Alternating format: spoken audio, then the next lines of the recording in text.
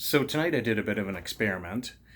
I went for about 4 hours without my cell phone. I went to an outdoor swimming pool party. Um, you know, it was in a neighborhood nearby in Kensington that I was somewhat familiar with, so I knew I couldn't get lost. I had the bus times all marked down and written down on a piece of paper. And the friend I was with had a cell phone, so yeah, there was a bit of the security blanket, but I didn't have the ability to take a picture of something I thought was beautiful. I didn't have the ability to tweet about it or Instagram about it or Facebook about it or call someone, message someone, etc., etc., etc.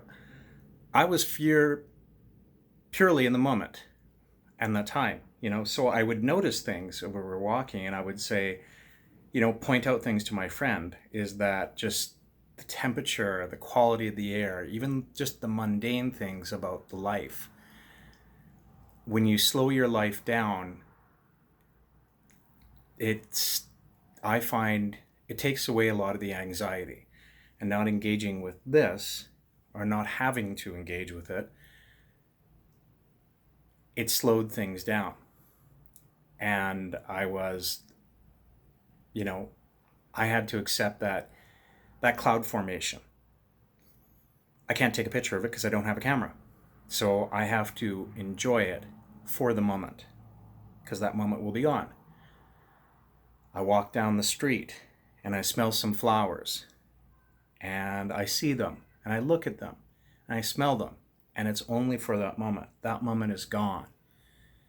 So it was me being in that moment because I know I couldn't preserve it in any other way.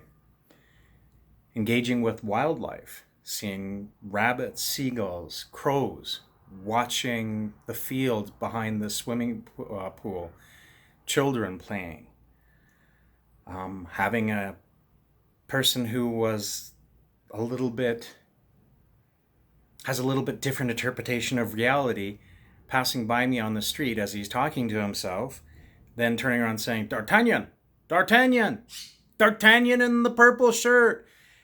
And of course, without any earbuds, I couldn't pretend I couldn't hear him, but I kept walking, so it was a little bit nerve-wracking, yeah.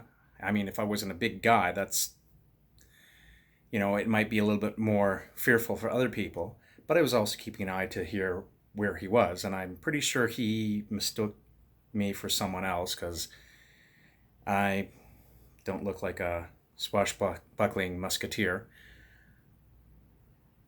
But it was all those things that I could engage with at the moment because I slowed myself down. And it was great. I mean, a lot of my anxiety and any depression and anything like that I had early in the evening just seemed to fade away.